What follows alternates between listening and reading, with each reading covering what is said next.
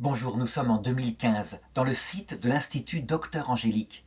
Nous sommes dans une série de vidéos consacrées au code de droit canonique. Ce sont des vidéos catholiques. Je voudrais aborder une dernière leçon concernant le code de droit canonique sur le mariage et qui va être beaucoup plus concrète. Il s'agit d'aborder très concrètement comment se passe, je dirais, un procès qui observe la validité ou la non-validité d'un mariage qui aurait échoué.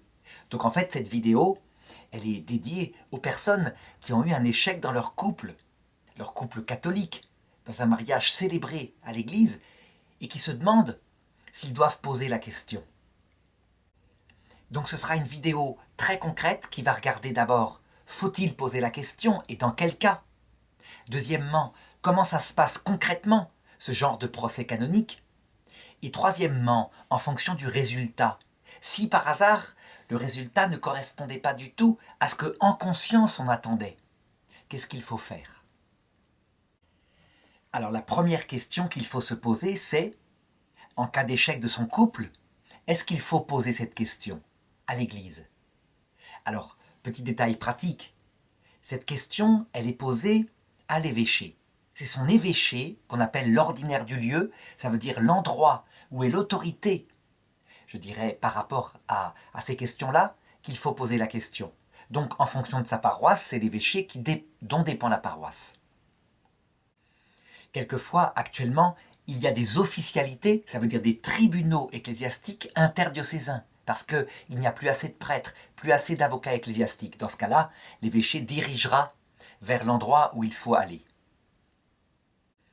Par exemple, pour la Wallonie, eh bien, l'officialité interdiocésaine, elle est située à Namur. Je dirais que, avant de poser la question à l'évêché, la manière la plus simple de faire, c'est de se renseigner. Alors, il y a le code de droit canonique, il est publié sur Internet, mais je dirais que, comme c'est un texte un peu compliqué, le mieux est de se renseigner auprès d'un prêtre que l'on connaîtrait, qu'on nous indiquerait, et qui connaît un petit peu les motifs qui permettent de déclarer qu'un mariage n'a jamais eu lieu. Parce qu'il faut bien se souvenir que l'Église n'annule pas un mariage valide, un mariage catholique valide, qui a été célébré, je dirais, avec un échange de consentement lucide, suffisamment lucide, volontaire, et d'autre part selon les formes catholiques. Jamais ça n'arrive. C'est plutôt la reconnaissance qu'il n'y a pas eu mariage, pour une raison ou pour une autre, qui peut être sur le fond, le consentement n'a pas été validement donné, il n'était pas parfaitement lucide par exemple, ou sur la forme, quelque chose n'a pas été fait qui devait être appliqué concernant la manière dont on se marie dans l'Église catholique. Donc, poser la question, peut-être en premier lieu à son prêtre de paroisse qui a eu une formation, souvent légère, mais tout de même un cours de droit canonique est très fréquemment donné dans les séminaires. Et ça pourra être un premier conseil. En effet, si le motif du divorce, manifestement, semble entrer dans un des nombreux motifs qui permet la reconnaissance en non-validité, le prêtre va plutôt diriger, je dirais, vers le fait de poser la question. Si par contre, il n'y a pas de motif en conscience, alors on pourra peut-être demander conseil à un deuxième avis.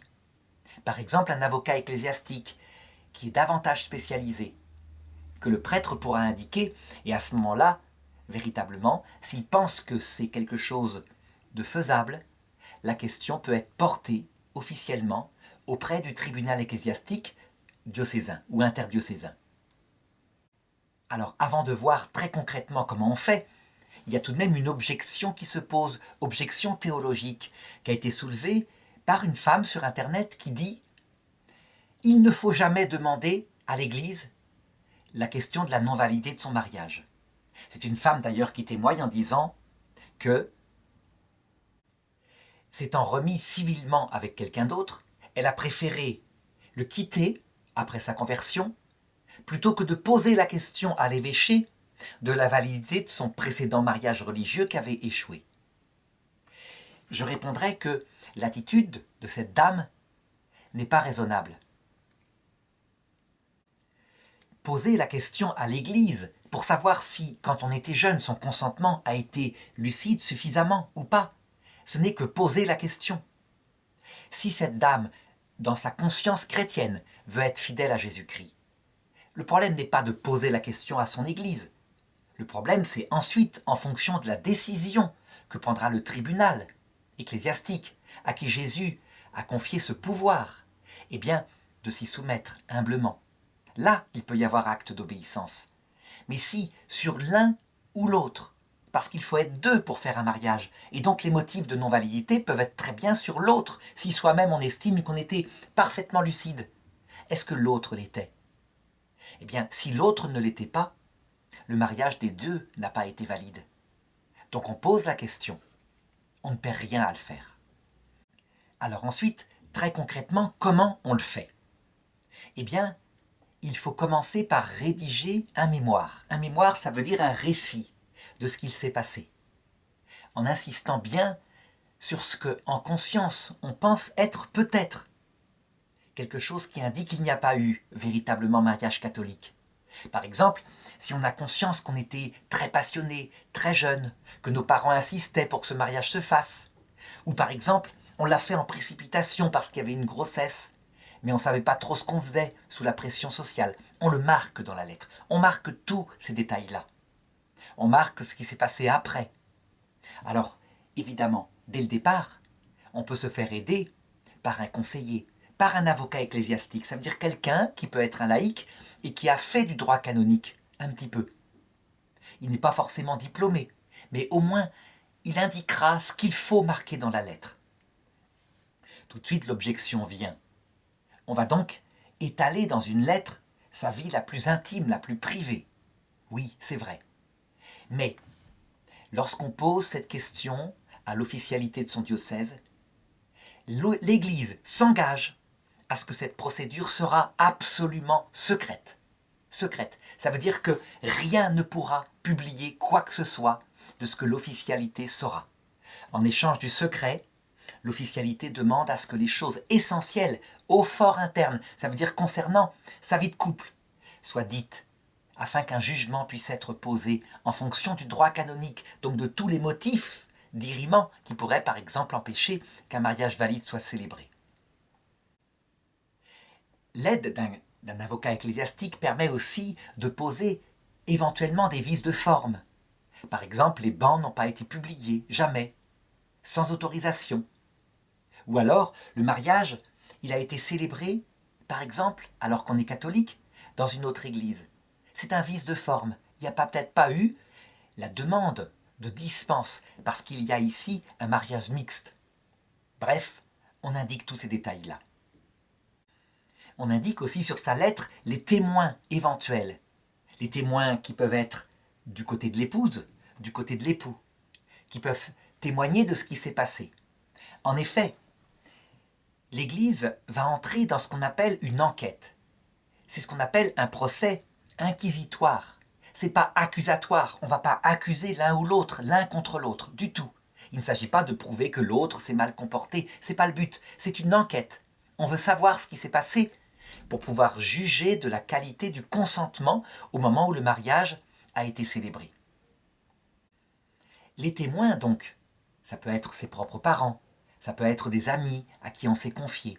Les témoins seront convoqués, alors qu'on se rassure, quelquefois ils sont très très loin, ils sont par exemple en Australie. Dans ce cas-là, il y a ce qu'on appelle des commissions rogatoires, ça veut dire que l'officialité du diocèse qui fait l'enquête va écrire à l'évêché du lieu où est le témoin, afin qu'il puisse témoigner, qu'il puisse être convoqué à l'évêché, mettons, en Australie, et qu'il puisse dire en conscience ce à quoi il a assisté, ce qui s'est passé. Toutes les pièces du dossier seront secrètes. Ça veut dire que même ces témoignages de ses propres amis, personne ne les connaîtra, sauf exception. À savoir que s'il y a un appel, par exemple, que la décision de ce tribunal ecclésiastique, en conscience, on estime qu'on doit faire appel, parce que c'est un tribunal d'église. C'est l'Église qui a inventé la possibilité de faire appel. Eh bien, dans ce cas-là, on pourra se faire lire les choses qui ont abouti à la décision qu'on n'aime pas, mais attention, se les faire lire, elles ne seront jamais communiquées par photocopie, ces témoignages. Je dirais, dans ce cas-là, on est convoqué à l'officialité. Le juge ecclésiastique est là, parfois avec un greffier, un témoin, et il lit ce qui est nécessaire, mais il ne le communique même pas en main à la personne. Donc l'un des deux anciens époux, ou des deux époux qui sont en rapport avec ce procès, parce que rien ne doit être emporté. J'avais parlé de ce caractère secret qui est absolu. L'enquête étant faite, au bout d'un certain temps, le juge ecclésiastique et puis l'avocat ecclésiastique peut-être avec lui réfléchiront à ce qui s'est passé et verront quelle doit être la décision. La décision sera communiquée aux époux, aux anciens époux, quand le mariage a été déclaré non valide. Le mariage peut être déclaré non valide à cause des fautes, des manques chez l'un ou chez l'autre concernant son consentement. L'un des deux peut s'être engagé tout à fait sincèrement et avoir en conscience la certitude qu'il s'est vraiment marié ce jour-là, et pourtant il n'y a pas mariage parce que l'autre, ce n'était pas son cas. D'autre part, dans certains cas graves, il peut y avoir un vetitum. Ça veut dire que le tribunal ecclésiastique va prononcer une interdiction de se remarier à l'un ou à l'autre ou aux deux, sans autorisation de l'ordinaire du lieu. Ça veut dire que l'interdiction, le vetitum, peut être levé. Donc si celui qui a eu le vetitum veut se remarier à l'église, il devra d'abord demander l'autorisation à l'ordinaire du lieu, donc au juge ecclésiastique de l'un ou de l'autre diocèse. Ça peut être le diocèse où lui habite, ça peut être le diocèse de sa future femme, mais il devra demander l'autorisation. Dans ces cas-là, je dirais, en conscience, le juge ecclésiastique de l'un ou l'autre diocèse se prononcera. Il peut arriver que l'autorisation n'arrive pas dans l'un des diocèses, alors on se tourne par exemple vers le diocèse de la future épouse si elle est d'un autre diocèse. Il y aura une autre décision possible, en conscience, avec éventuellement lecture de certaines pièces concernant le précédent mariage avec vetitum à la future épouse, afin qu'elle soit informée en conscience. Alors, est-ce que ce procès ecclésiastique coûte quelque chose ? En principe, il ne devrait pas coûter quoi que ce soit. Le pape François a fait un appel à ce que ces procès puissent être, je dirais, accélérés, que la procédure puisse être hâtée et que d'autre part ce soit gratuit. Concrètement, parfois, il intervient des laïcs, des avocats ecclésiastiques qui se sont mis au service de l'Église, qui ont fait des études, et donc, ils vont avoir une certaine quantité de travail. Donc, il n'est pas possible que ce soit entièrement gratuit. Mais du côté des prêtres, du côté des juges ecclésiastiques, qui sont souvent des prêtres, la plupart du temps, il y a une gratuité. Un appel aux dons peut être fait, mais certainement pas un tarif particulier. Je crois que ça, l'Église s'y oppose. Il n'y a pas de tarif en ce qui concerne les sacrements, ou, je dirais, la validité des sacrements. Alors, un procès ecclésiastique est effectivement quelque chose de pénible.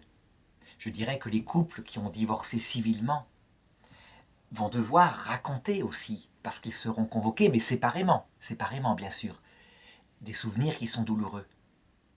Ça vaut tout de même le coup de le faire, parce que dans cette hypothèse-là, où la décision serait pour la non-validité de ce mariage religieux, un mariage religieux peut de nouveau avoir lieu. En fait, en réalité, c'est plutôt un mariage religieux peut avoir lieu, parce qu'il n'y avait pas de mariage la première fois. Et donc, toutes les grâces du sacrement de mariage, l'engagement à l'indissolubilité, l'ouverture au sacrement, en cas de remariage, je dirais, peuvent être données véritablement. La question qui se pose maintenant, c'est évidemment, que faire lorsque la décision du tribunal ecclésiastique ne correspond pas en conscience, à quelque chose qu'on attendait. Par exemple, lorsqu'il y a une décision qui, en conscience, s'appuie sur des attendus qui ne correspondent pas à la réalité. C'est un vrai problème. Alors, première question, est-ce que ça peut arriver ? Bien sûr que oui, ça peut arriver. Les juges ecclésiastiques sont des hommes. Ils jugent exactement comme les juges civils, en fonction de pièces, de ce qu'on leur a raconté. Ils se forgent une conviction. Et donc, il peut y avoir eu des témoignages haineux ou des témoignages avec une grande influence qui ont emporté la décision alors que la personne n'était pas objective. Donc, il n'y a pas d'infaillibilité dans les procès en reconnaissance en non-validité des mariages. Jamais elle ne s'exerce. C'est une action prudentielle. Donc, on pèse le pour et le contre. Je dirais que c'est d'autant plus prudentiel que, en matière humaine, il s'agit de juger du consentement réciproque de deux époux. La liberté n'est jamais absolue. Jamais. On ne peut jamais s'engager en sachant exactement à 100% avec qui on s'engage. On s'engage souvent pour le meilleur, pour le moins bon, on en a été conscientisé. Certainement pas pour le pire. Donc, les choses sont là. On mûrit avec la vie. Il faut donc qu'il y ait une certaine liberté, une liberté suffisante. Mais comment estimer cette liberté? Eh bien, c'est souvent en fonction des tribunaux, au point que le pape Jean-Paul II, à un moment donné, avait dit « Ne déclarez pas nul tous les procès, je dirais, en nullité d'un mariage. Vous allez beaucoup trop loin. » À l'inverse, on pourrait dire « Ne rendez pas valide tous les mariages, sans exception. » Il y a des fois où on peut vraiment être jeune et s'être planté. Alors en fin de compte, deux cas se présentent. Premier cas, une reconnaissance en non-validité d'un mariage pour un motif que, en conscience, l'un des deux ou les deux époux trouvent erroné. Autre cas, le mariage serait reconnu comme valide alors que, en conscience, on a l'impression qu'il ne l'était pas. Alors le plus simple est de prendre une histoire ou deux en essayant qu'elle soit réaliste. Donc, première histoire, donc une reconnaissance en non-validité d'un mariage, alors que l'un des deux, en conscience, véritablement s'était engagé. Donc il s'agit d'une jeune femme qui m'avait raconté la chose suivante. Elle avait aimé donc son futur mari, vraiment, de tout son cœur. Ils avaient fait des fiançailles très solides. Elle avait suffisamment de maturité pour connaître ses qualités, ses défauts. Elle voyait bien qu'il était assez fragile sur certains points, mais ayant fait un temps suffisant de fiançailles, elle s'était engagée vraiment. Et elle ne s'était pas engagée simplement pour un côté passionnel. Elle était décidée à affronter les difficultés sans espoir de trop changer ce futur mari et en reconnaissant qu'il y aurait certaines épreuves. Voilà que le mariage se fait. Un enfant vient au monde et puis, des années après, peut-être 10 ans après, le mariage tourne mal. L'homme, suivant ses défauts, on pourrait dire, les défauts qui se sont aggravés malheureusement, met fin à ce mariage que, en conscience, cette femme estimait comme valide. Le temps passe, elle rencontre quelqu'un d'autre, mais étant profondément catholique, elle se dit « Je ne peux pas me marier avec lui, sinon je n'aurai plus accès au sacrement. Je sais à quoi je me suis engagée. » Et donc, par acquis de conscience, sur mon conseil, elle pose la question à l'officialité de la validité de son premier mariage. Et elle obtient, au bout d'1 an à peu près, le décret qui déclare que son premier mariage n'était pas valide pour 2 raisons. Lui d'abord, l'homme, n'était visiblement pas bien engagé, les défauts étaient là et ils sont simplement porté leurs fruits, il a abandonné sa femme, mais elle aussi, elle se trouve, je dirais, déclarée comme responsable du divorce avec des motifs assez graves, comme une sorte d'illuminisme religieuse, parce que c'était une personne très pratiquante, etc. Alors, elle était là, je dirais, très, très troublée, parce qu'elle se disait, mais ça ne correspond pas à ce que je suis. Jamais je lui ai imposé d'aller à la messe, jamais je lui ai fait la guerre sacramentelle, etc. Donc je lui conseille, à cette personne, d'aller se faire lire les attendus du procès un peu plus, ou les témoignages qui ont pu aboutir à cela. Et en fait, elle se rend compte que certains témoins produits par son ex-mari avaient insisté énormément, comme si c'était une grenouille de bénitier, etc. Donc que la vie était impossible, parce qu'elle exagérait sur le point de vue religieux. Que faire dans ce cas-là? Eh bien, je pense que dans ce cas-là, la meilleure solution, parce qu'elle voulait éventuellement faire appel, la meilleure solution, le meilleur conseil, ça a été de lui dire, de toute façon, les motifs de non-validité ne sont pas seulement sur vous, ils sont aussi sur lui. Donc de toute façon, je pense que ce mariage sera déclaré non valide, même si les motifs, visiblement, ont erré sur quelques points à cause de témoins trop puissants, etc. Donc je lui ai conseillé, parce que de toute façon cela resterait absolument quelque chose de secret, d'obéir à l'Église, de prendre les choses comme cela, de prendre les choses spirituellement. Ça veut dire que quelque chose l'avait humiliée, mais que la meilleure preuve qu'elle ferait, je dirais, finalement, dans son cœur, que jamais elle n'avait abusé de la pratique religieuse pour l'imposer à son ex-mari, c'était de réussir son deuxième mariage, de vivre de la même façon que le premier, et qu'il n'y aurait pas de problème. Donc, ce fut assez dur pour cette personne parce qu'elle pensait que, sincèrement, le jugement de l'Église serait infaillible. Non, il n'est pas infaillible, il est prudentiel. Mais en obéissant à l'Église, eh bien, elle se maria avec cet autre mari. Ça fait plus de 20 ans qu'a eu lieu cette histoire-là, ils ont eu d'autres enfants, et évidemment, ça a marché. Rien, je dirais, ce mariage a tenu. Donc je dirais que, dans ce cas précis, cette femme a accepté, je dirais, d'obéir douloureusement à une décision que, en conscience, elle ne savait pas juste. En appliquant aussi le texte de Jésus qui donne à son Église cette faculté. Tout ce que tu liras sur la terre, dit Jésus en Matthieu 16, 18 à son Église, sera considéré comme lié dans les cieux. Tout ce que tu délieras sur la terre sera considéré comme délié dans les cieux.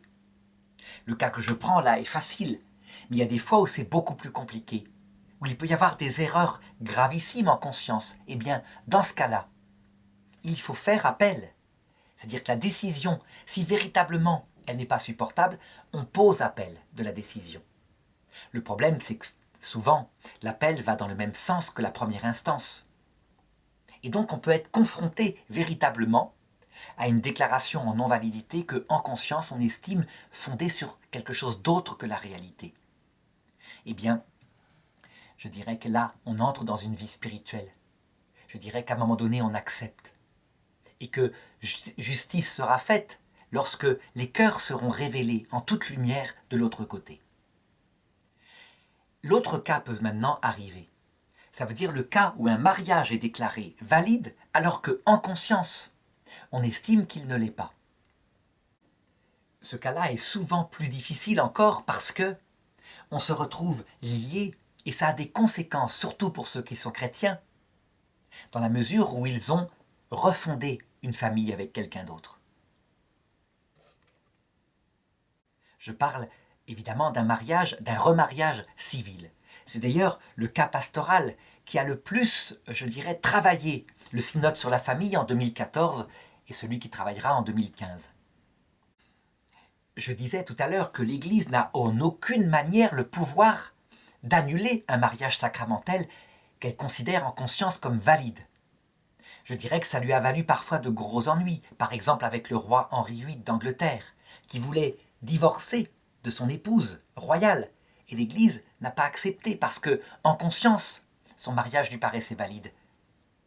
En vérité, il a répudié cette épouse, il s'est remarié, ce roi Henri VIII, et on sait à la fin qu'il est devenu une sorte de barbe bleue avec ses épouses. Alors, quand ça arrive cette décision, même chose, si, je dirais, on attendait une déclaration en non-validité pour pouvoir se marier de nouveau à l'Église, on fait appel, on redonne des arguments, on se fait lire les arguments qui, en conscience, ont abouti au juge ecclésiastique à reconnaître ce mariage comme valide. On fait appel.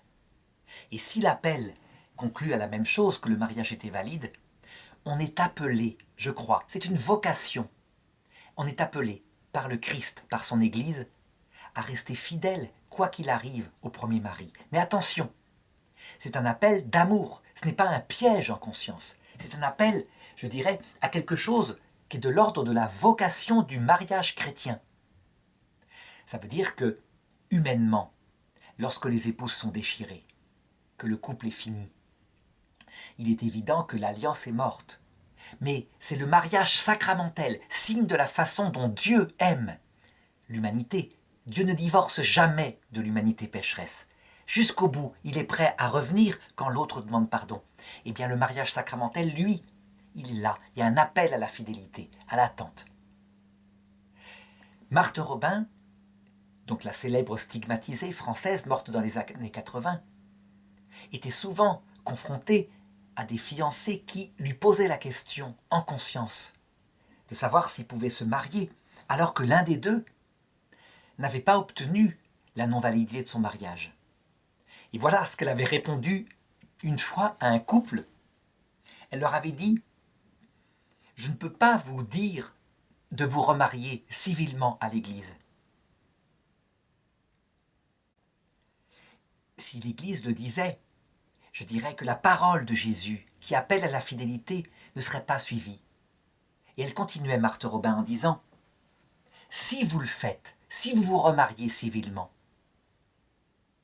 vous ne pourrez plus communier, mais vous aurez la prière. » Ça veut dire qu'elle les mettait, ce jeune couple, dont le mariage de l'homme était déjà détruit depuis longtemps. Il ne s'agit pas de détruire un mariage actuellement vivant, évidemment. Elle les mettait face à leur liberté, face à une voie particulière, proposée par l'Église, mais qui n'est pas l'appel de Jésus, mais qui est possible, la voie du publicain. Vous ne pourrez plus communier, vous ne pourrez plus non plus recevoir le sacrement de pénitence, mais comme le publicain de la parabole, humblement, au fond de la synagogue, qui reconnaissait qu'il avait fait comme il pouvait, vous aurez la prière. Et quand Dieu trouve une âme qui est vraie, qui dit « D'accord, c'est trop dur ce décret, je me remarie », eh bien Dieu comprend évidemment. Et le publicain partit, dit l'Écriture, il partit béni.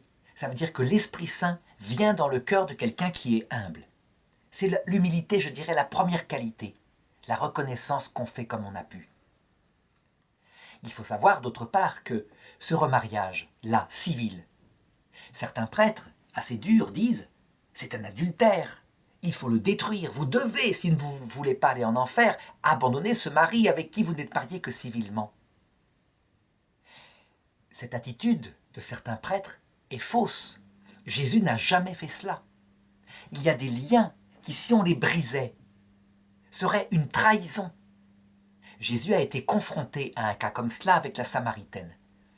C'est une femme qui avait eu 5 maris, et l'homme avec qui elle vivait maintenant n'était pas le bon.